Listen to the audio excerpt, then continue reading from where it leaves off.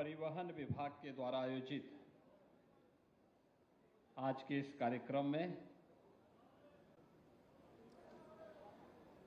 समारोह में उपस्थित उत्तर प्रदेश के परिवहन मंत्री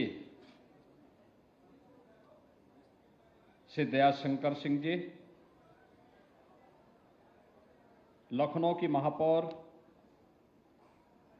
श्रीमती सुषमा खड़गवाल जी,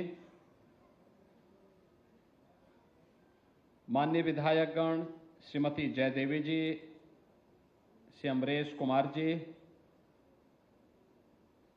श्री ओपी श्रीवास्तव जी, विधान परिषद सदस्य श्री मुकेश शर्मा जी, श्री रामचंद्र प्रधान जी, श्री योगेश शुक्ला जी, प्रमुख सचिव परिवहन श्री अमित गुप्ता जी,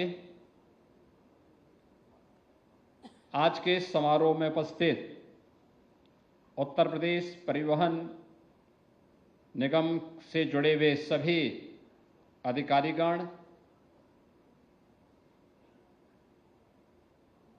पीपीपी मोड पर जो बस स्टेशन बनाए जा रहे हैं उसके निर्माणकर्ता और उपस्थित अन्य बहनों और भाइयों,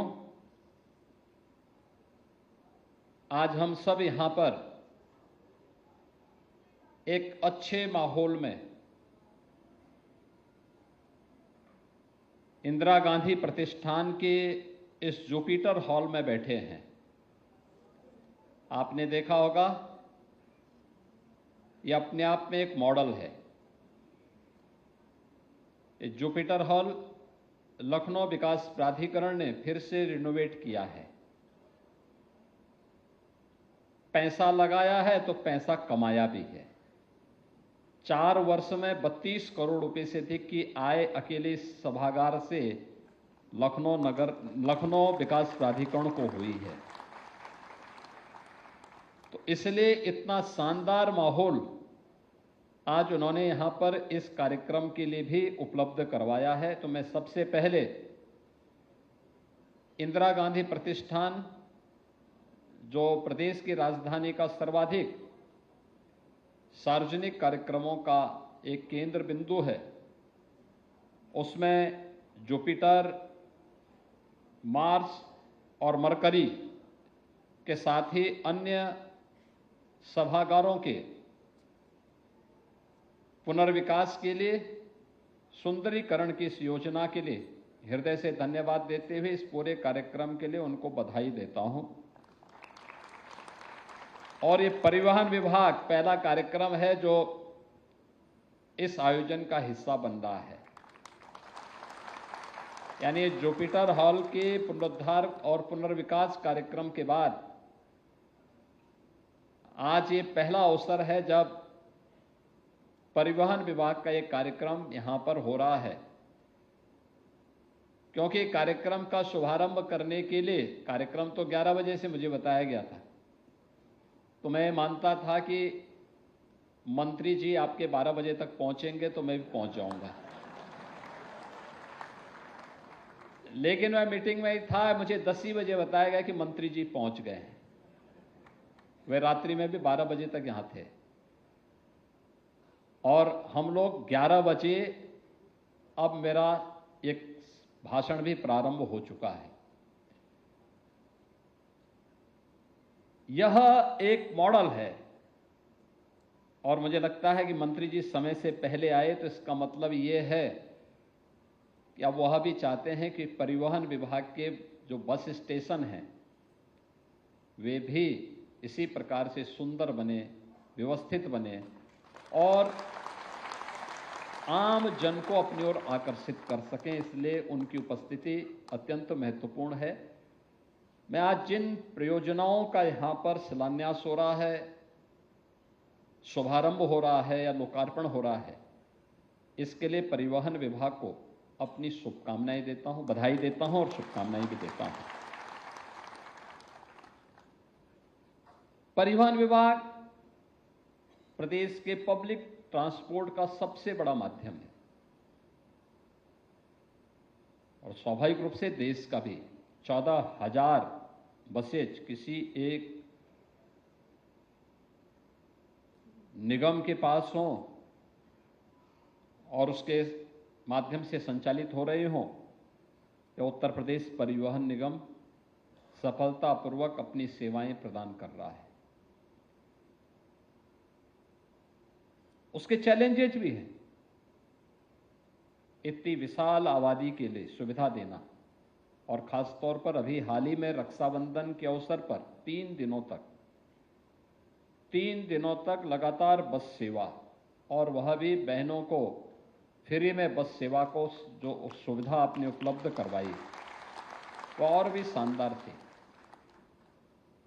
यद्यपि उसका प्रचार प्रसार विभाग नहीं कर पाया, कितनी बहनों ने यात्रा की इसके बारे में बहुत बता नहीं पाया। अगर उसका भी हाईलाइट करते तो लोगों के मन में एक और प्रचार का आपको आधार बनता, आपको एक अवसर था। लेकिन आज इतनी अधिक सेवाएं और इतना विस्तार, ये आज की आवश्यकता है, लेकिन भविष्य की चुनौतियां भी हम सबको आगाह कर रही हैं। याद रखना, कोई भी व्यक्ति हो या समाज, गांव हो या शहर,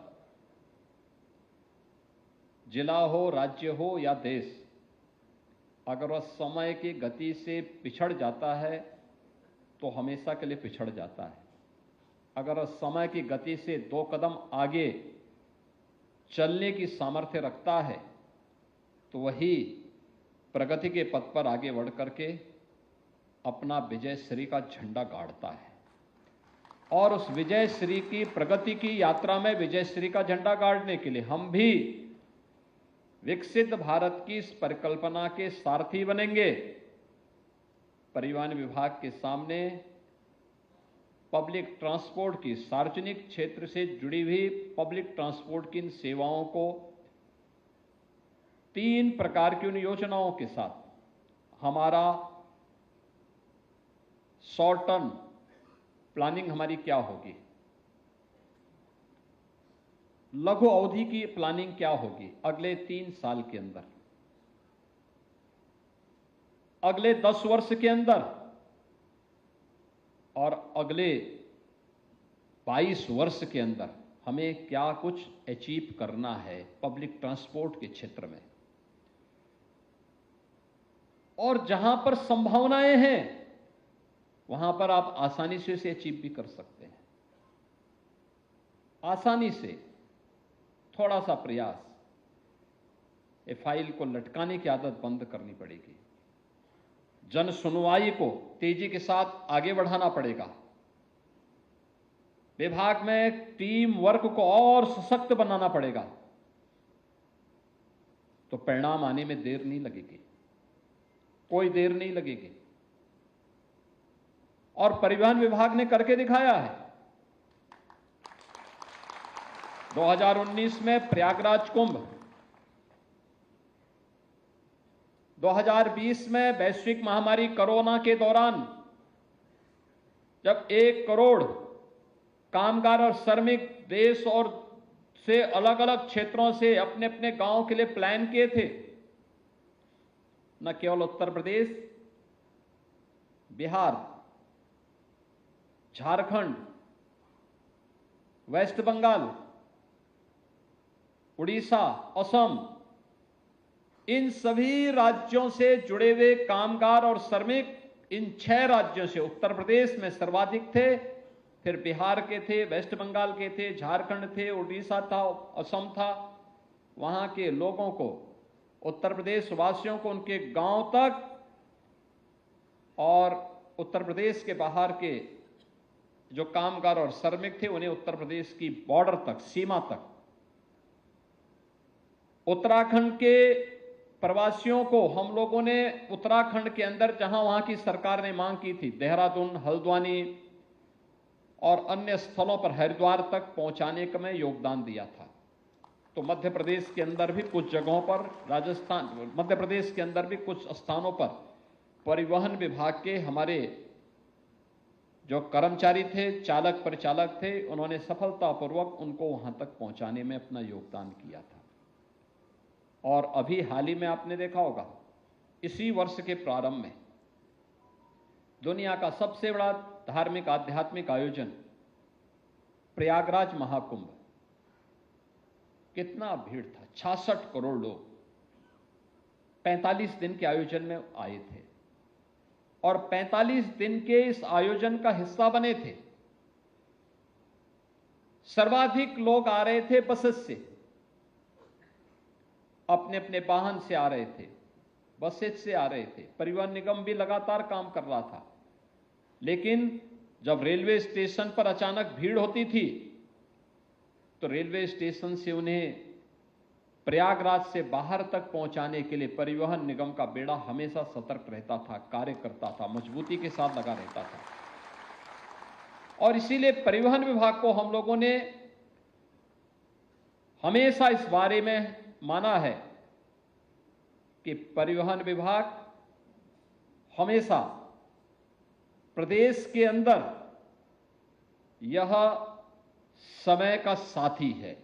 जब कोई आवश्यकता पड़ती है उस समय आवश्यकता के अनुरूप अपनी सेवा देने के लिए तत्पर दिखाई देता है। और इसलिए राज्य सरकार ने समय समय पर परिवहन विभाग के पुनर्विकास के लिए, उनके पुनरुद्धार के लिए अपनी योजनाओं को खुले और मुक्त हस्त से उन्हें सपोर्ट भी किया है। आज उन्हीं सेवाओं को और बेहतर बनाने के लिए बहुत सारे कार्यक्रम यहां पर प्रारंभ किए गए हैं, जिसमें जन सेवा केंद्रों के माध्यम से परिवहन सेवाओं को उपलब्ध कराने के कार्य का शुभारंभ भी हुआ है और परिवहन विभाग के माध्यम से सीएससी के साथ एमओयू भी हुआ है। यानी एक कॉमन सर्विस सेंटर के माध्यम से भी आम जन को उसकी सुविधा उपलब्ध हो सके, वह अपनी जरूरत के हिसाब से परिवहन विभाग से जुड़ी हुई सेवाओं का उपयोग कर सके। आज ये एमओयू यहां पर संपन्न किया गया है। आईआईटी खड़गपुर और परिवहन विभाग के बीच में एमओयू, यह इस विभाग में तकनीक का उपयोग करते हुए सड़क सुरक्षा के मानकों को कैसे हम आज नेशनल एवरेज से भी अच्छा करने में सफल हों, जो हमारे लिए एक चुनौती बनी हुई है, उसका भी एक एमओयू यहां पर संपन्न हुआ है। इंटरनेशनल ड्राइविंग परमिट की एक नई बुकलेट का भी विमोचन हुआ है और सरल परिवहन हेल्पलाइन का भी 149 की हेल्पलाइन भी जारी हुई है। 149 की हेल्पलाइन एक सामान्य पैसेंजर के लिए बहुत महत्वपूर्ण है, क्योंकि जब आपने डिजिटल बस ट्रैकिंग ऐप का शुभारंभ कर दिया है तो ये ऐप के साथ साथ हेल्पलाइन एक सामान्य नागरिक को अत्यंत मदद करेगा अपने परिजन के बारे में, अपने नातेदार रिश्तेदार के बारे में कि वह व्यक्ति कहां पर पहुंचा है, कहां पे व्यवस्था है, क्या सुविधाएं हैं। आज यहां पे इसके साथ ही पीपीपी मोड के अंतर्गत जो हम लोगों ने बस स्टेशनों को यहां पर प्रदेश के अंदर बनाया है, उनका उद्घाटन और शिलान्यास का कार्यक्रम भी हो रहा है, जो 82 करोड़ रुपए की लागत से हैं। और पीपीपी मोड पर विकसित किए जाने वाले जो बस स्टेशन हैं, 23 बस स्टेशन हम लोगों ने अब तक इसके लिए अनुमोदन कैबिनेट से दिया है, जिसमें से 7 का शिलान्यास हो रहा है, लेकिन शेष 16 भी तत्काल तैयार हो जाएं। इसके साथ ही हर जनपद में जाना है तो 54 ऐसे अन्य बस स्टेशन भी इंतजार कर रहे हैं, जहां पर पीपीपी मोड पर हमें वर्ल्ड क्लास इंफ्रास्ट्रक्चर विकसित करना है। एक छत के नीचे बस स्टेशन भी होगा, रेस्टोरेंट भी होगा, यात्री चालक परिचालक की सुविधा, उनके लिए भी फैसिलिटेशन सेंटर होगा, तो वहां पर होटल आदि की सुविधा भी हो। कोई पैसेंजर आया है, उसको ठहरना है, उसकी सुविधा हो, पार्किंग की उचित व्यवस्था भी हो। ये सभी चीजें हमें इसके माध्यम से विकसित करनी होंगी। एडीटीसी के 4 नवीन केंद्रों के प्रमाण पत्र भी यहां पर आज जारी किए गए हैं।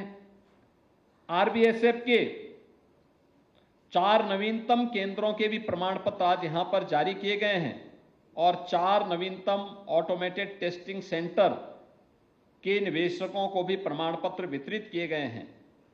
जन सेवा केंद्रों के माध्यम से परिवहन सेवाएं उपलब्ध कराने के विषय में भी यहां पे प्रमाण पत्र दिए गए हैं और राष्ट्रीय ग्रामीण आजीविका मिशन के अंतर्गत महिला स्वयंसेवी समूह को से जुड़े हुए 3 महिलाओं को भी जो योग्य थी, दक्ष थी, उन्हें नियुक्ति पत्र भी यहां पर वितरित किया गया है। ये इन सबके साथ साथ इलेक्ट्रिक बस सेवा भी आज कुछ क्षेत्रों में प्रारंभ हो रही है।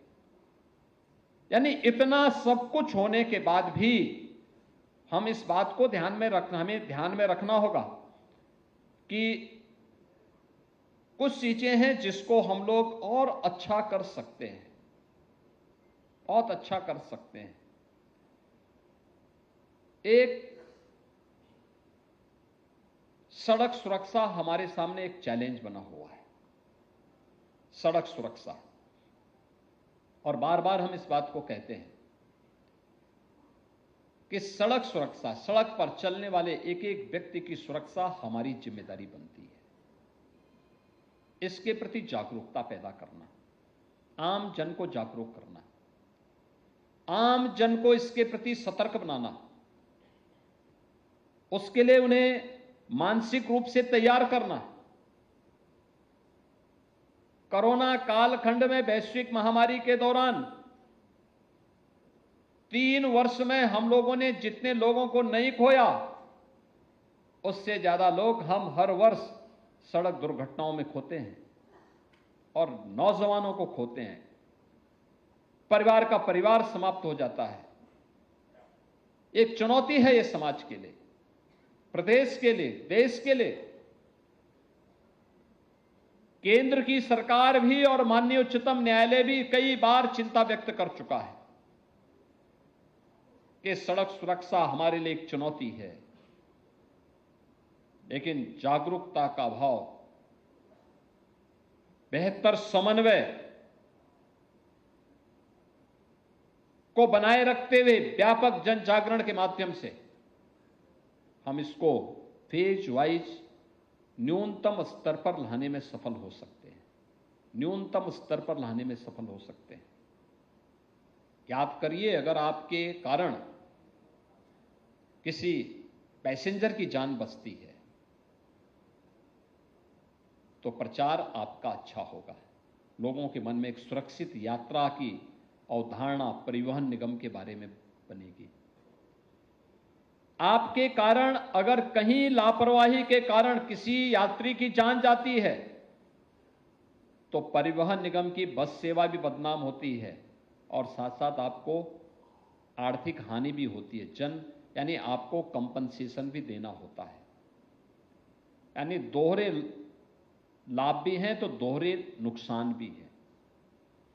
अंततः भुक्तभोगी पूरे परिवहन विभाग को होना पड़ता है। हमारा प्रयास होना चाहिए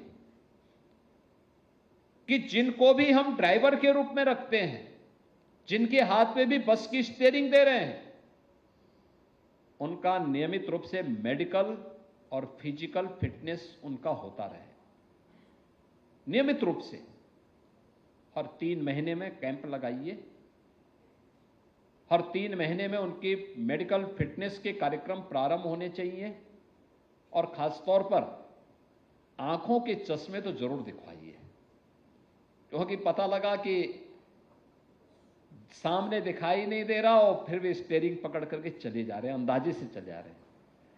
अंदाजे से आप किसी कार्यक्रम का हिस्सा बन सकते हैं, लेकिन सड़क पे बस लेकर के चल करके दूसरों की सुरक्षा के साथ खिलवाड़ करने की छूट नहीं दी जा सकती है और इसको हमें ध्यान में रखना होगा। इसमें कोई भी व्यक्ति उसकी चपेट में आ सकता है। आपके हमारे परिचित कोई भी हो सकते हैं। हमारे लिए वो प्रदेश का नागरिक है, प्रदेश का बाहर का भी तो हमारा अतिथि है, उसके प्रति भावनात्मक लगाव हमारे मन में होना चाहिए और उसकी सुरक्षा, उसकी संरक्षा ये हमारी नैतिक जिम्मेदारी बनती है। हम उस जिम्मेदारी को अगर लें तो एक इस सड़क सुरक्षा के बारे में व्यापक जन जागरूकता, और आईआईटी खड़गपुर इसमें अच्छा योगदान दे सकता है और हमारा प्रयास होना चाहिए कि हम आईआईटी के साथ बैठें, हम लोग टेक्नोलॉजी का बेहतर उपयोग करें, यूपी पुलिस का भी सहयोग लें, परिवहन विभाग के अधिकारी भी उसमें सहयोग करें, पीडब्ल्यूडी, नगर विकास और अन्य विभागों के साथ भी बेहतर समन्वय हो। हम देखें किन कारणों से ये हो रहा है। संस्थाओं को भी, इंस्टीट्यूशन को भी हमें अपने साथ सहभागी बनाना पड़ेगा। ट्रैफिक के नियमों के बारे में बेसिक और माध्यमिक शिक्षा से जुड़े हुए संस्थान, स्कूलों में व्यापक जन जागरूकता का कार्यक्रम बने। हेलमेट पहन करके चलने से कैसे लोगों की जान बच सकती है, शराब और पी करके या नशे में बस चलाना कितना खतरनाक हो सकता है, ओवर स्पीडिंग कैसे खतरनाक हो सकती है। अगर हम वाहन के फ्रंट सीट पे बैठे हैं तो सीट बेल्ट कैसे हमारे लिए सुरक्षित हो सकती है। इन सब के बारे में अगर हम विजुअल मीडिया के माध्यम से, डिजिटल मीडिया के माध्यम से, प्रिंट मीडिया के माध्यम से, सोशल मीडिया प्लेटफॉर्म के माध्यम से व्यापक प्रचार प्रसार करें, बहुत सारी जानों को बचा सकते हैं, बहुत सारी जानों को बचा सकते हैं। याद रखना, बहुत बार कानून लोगों को बुरा लगता है, लेकिन याद रखना यही कानून अंततः आपकी सुरक्षा और आपके संरक्षण का आधार बनता है। यही कानून बनता है। जब आप इन्फोर्स कर रहे होते हैं, जब आप लोगों को बता रहे होते हैं कि भाई नशे में गाड़ी मत चलाइए, हो सकता है कोई नशे का आदी व्यक्ति उस समय बुरा मानता हो, झगड़ा करता हो। जब आप किसी व्यक्ति को कहें, किसी अपने आप को बड़े दिखाने वाले व्यक्ति को बोलते होंगे कि भाई गाड़ी में आप फ्रंट सीट पे बैठ रहे हैं, सीट बेल्ट बांधिए, हो सकता है उस समय उसको बुरा लगता हो, लेकिन वही सीट बेल्ट उसकी जान को भी बचाएगा। जब आप किसी बाइक सवार को, बाइकर्स को कहते हैं कि भाई हेलमेट पहनिए, अगर आप हेलमेट नहीं पहनेंगे तो, जैसे पेट्रोल पंप ने इस समय अभियान चलाया है, नो हेलमेट नो फ्यूल, यानी अगर आप हेलमेट नहीं पहनेंगे तो आपको हम तेल नहीं देंगे। बहुत सारे लोग विवाद खड़ा करते हैं, उस समय उनको भले ही बुरा लग रहा होगा, लेकिन सच्चाई ये है कि पेट्रोल पंप वाले के हित में नहीं है, ये हित में, वो बाइकर्स का हित में है कि वह अगर पहन करके चलाता है, दुर्भाग्य से कोई दुर्घटना होती तो कम से कम जान तो बच जाएगी। हेड इंजरी होने से और जीवन भर बेड पे पड़े रहने से अच्छा है कि वह सुरक्षित जीवन जी सकता है। लेकिन इन सब बातों को लेकर के कौन बताएगा लोगों को? ओवर ड्राइविंग खतरनाक हो सकती है। आप घर में जाकर के कैसे भी क्या करेंगे? रात्रि भर क्यों चलते हैं? मैं तो मंत्री जी को भी कहता हूं, भाई क्यों आप रात्रि भर चल रहे हैं?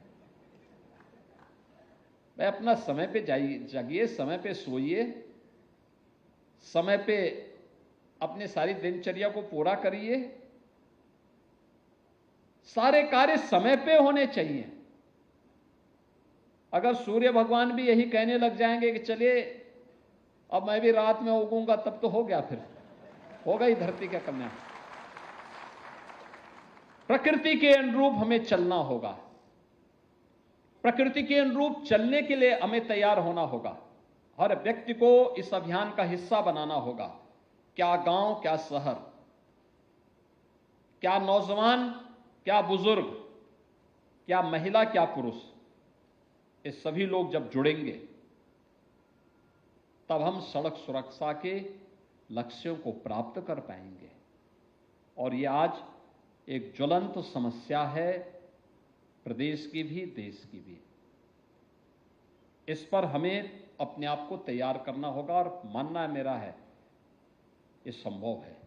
हमने उत्तर प्रदेश पुलिस से इसके बारे में कहा था कि थोड़ा इसके बारे में काम करिए। उन्होंने एक ऐप विकसित किया, देखा कि किन क्षेत्रों में एक्सीडेंट होते हैं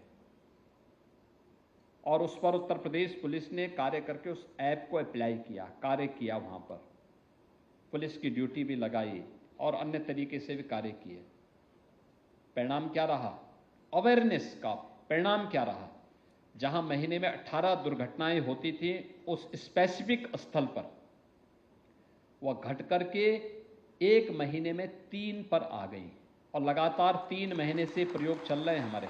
बहुत सारे स्थान हमने चिन्हित किए जहां पर ये चीजें आ रही हैं। आप सोचो, 18 दुर्घटनाओं को घटा करके 3 पर पहुंचाना और 3 को 0 पे पहुंचाना, ये रिजल्ट लाएगा। अलग अलग क्षेत्र में हमें इन चीजों को तैयार करना पड़ेगा। परिवहन विभाग के अधिकारियों को सड़क पर उतरना पड़ेगा, लोगों को इसके बारे में बताना पड़ेगा। Bus stand, taxi stand, 3 wheeler stand, इसके लिए नगर निकायों के साथ डिस्ट्रिक्ट बोर्ड की जो कमेटियां, उनके साथ में बैठ करके तय करना पड़ेगा कि भाई इनके लिए पार्किंग स्पेस तो सड़क वाहन खड़े करने के लिए नहीं है। कोई ट्रक, कोई टैंकर सड़क के किनारे न खड़ा हो, बल्कि जो उसके लिए जगह रिजर्व की गई हो वहीं पर वो खड़ा हो। ये जिम्मेदारी बनती है परिवहन विभाग के अधिकारियों की। पेट्रोलिंग बढ़ाएं, इन चीजों को दुरुस्त करें।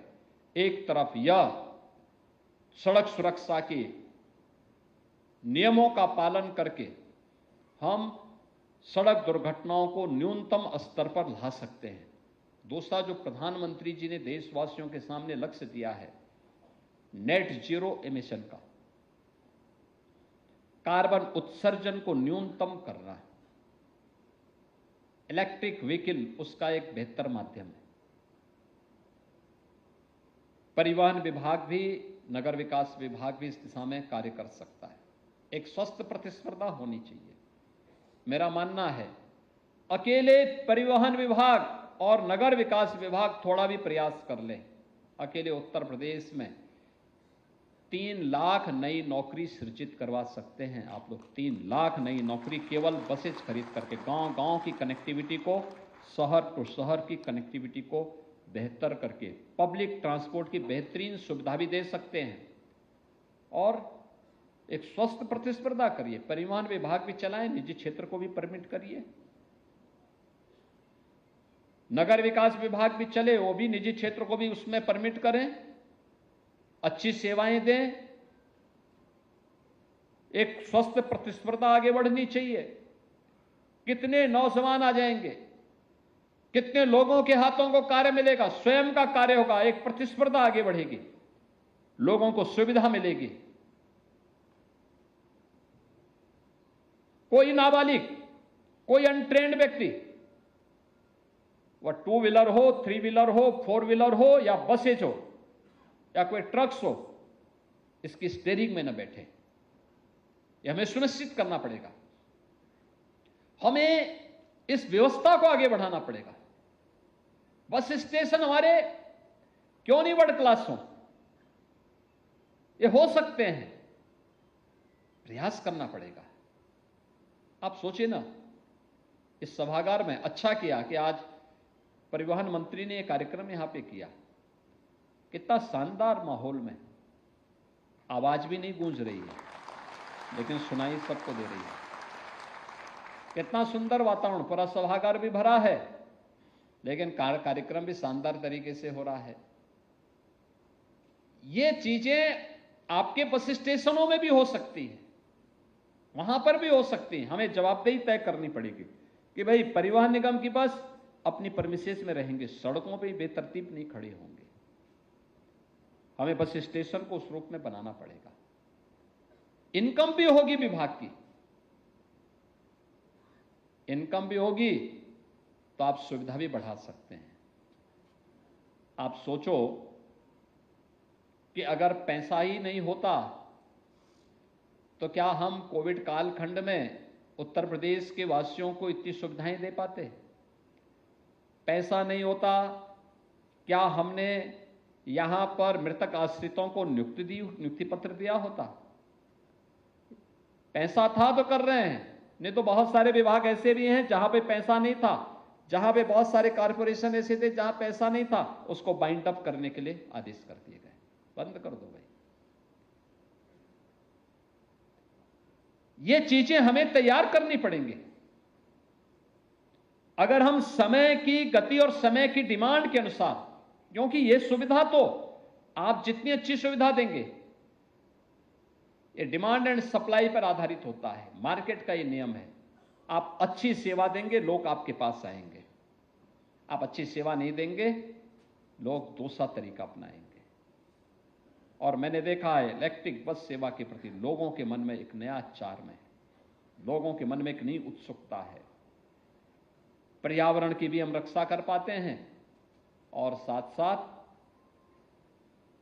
बेहतरीन यात्रा का भी आनंद लोग ले पाते हैं उससे। हम लोगों को उस दिशा में आगे बढ़ना पड़ेगा और उसमें सर्विसिंग की भी समस्या का समाधान, डीजल पेट्रोल की समस्या का भी समाधान सब अपने आप हो जाता हो। चार्जिंग स्टेशन लगाने पड़ेंगे, उसमें भी निजी वेंडर आ सकते हैं। थोड़ा सा प्रयास परिवहन विभाग को आगे करना पड़ेगा। ये चीजें हो सकती है, मंत्री जी समय दे रहे हैं, बस एक समय के अनुरूप करा दें तो और बेहतर तरीके से वो आगे बढ़ सकती हैं, आगे बढ़ सकती हैं। और ये चीजें हमें आगे बढ़ानी पड़ेंगी, इसके लिए हमें तैयार होना होगा। स्क्रैपिंग के भी उसको हमें देखना पड़ेगा। जितने भी आउटडेटेड सरकारी वाहन हैं, जितने भी हैं, उन सबकी को स्क्रैप तक भेजना, स्क्रैपिंग करनी चाहिए। उसका भारत सरकार लाभ दे रही है। कोई निजी वाहन भी अपना स्क्रैप करना चाहता है तो उसको हम रोड टैक्स में छूट दे रहे हैं। ये बार बार ये सुविधा नहीं मिलेगी। पुराने वाहन को ले जाने से अच्छा है, पर्यावरण के लिए चुनौती और स्वयं की सुरक्षा खतरे में डालने से अच्छा है स्क्रैप करो, रोड टैक्स का लाभ प्राप्त करो। कितनी अच्छी सुविधा दी जा रही है, लेकिन उस सुविधा के साथ हमें जुड़ना पड़ेगा। और भी अन्य ड्राइविंग का जो ट्रेनिंग के इंस्टीट्यूट बने हैं, उनके सेंटर बने हुए हैं, इसको और जवाबदेही के साथ चलाने की आदत डालनी पड़ेगी। लोगों की जिम्मेदारी को तय करना पड़ेगा। ये सभी परिवहन विभाग की छवि को और बेहतर करने में एक निर्णायक भूमिका का निर्वहन कर सकता है। और मुझे विश्वास है कि आज जो कार्यक्रम हम लोग परिवहन विभाग का कर रहे हैं, इन सभी कार्यक्रमों को व्यवस्थित तरीके से आगे चलाने और पब्लिक ट्रांसपोर्ट का एक बेहतरीन केंद्र उत्तर प्रदेश परिवहन निगम बन जाए, बस इसके लिए मैं आपका आह्वान करने के लिए आया हूं। बेहतरीन क्या आपके सामने कोई और ठहर पाएगा? और आप में तो जज्बा है। कोविड में हम देख रहे थे, लॉकडाउन हो गया था, लोगों ने कहा कौन काम करेगा। परिवहन विभाग के सभी चालक परिचालक आ गए थे और उन्होंने गाजियाबाद से, नोएडा से, बुलंदशहर से और एनसीआर क्षेत्र से जहां जहां कहा गया वहां तक पहुंचाने का काम किया था सभी यात्रियों को। राजस्थान के अंदर से भी कोटा में जो लोग कोचिंग कर रहे थे, एक साथ वहां से लोगों को लाने, उत्तर प्रदेश में उनके जनपदों तक पहुंचाने, उत्तराखंड में भी उन तक पहुंचाने तक का कार्य परिवहन निगम के ही हमारे चालक परिचालकों ने किया था। ऐसे ही महाकुंभ के दौरान भी जब बहुत ज्यादा भीड़ रेलवे स्टेशन पे होती थी तो हम परिवहन निगम की ही बसेज को दौड़ाते थे। भाई आप बसेस लगाओ, एक साथ 200-200, 500-500 बसेस लग रही थी और यात्रियों को भर करके फिर वहां से प्रयागराज के बाहर वाराणसी तक, चंदौली तक, गाजीपुर तक, गोरखपुर तक, देवरिया तक, बलिया तक पहुंचाने का काम होता था। बड़े अयोध्या तक पहुंचाने का काम होता था। ये तब जब हमारे पास साधन थे तब ना। सुविधा थी तब। हमें इन सब के लिए अपने आप को तैयार करना पड़ेगा। आज के इस अवसर पर आपने इतनी सारी सेवाओं को एक साथ आप लागू कर रहे हैं।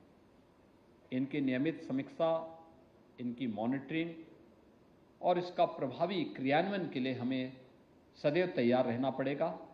इस विश्वास के साथ हम विकसित भारत के लक्ष्यों को प्राप्त करने के लिए विकसित उत्तर प्रदेश बनाना हमें पड़ेगा।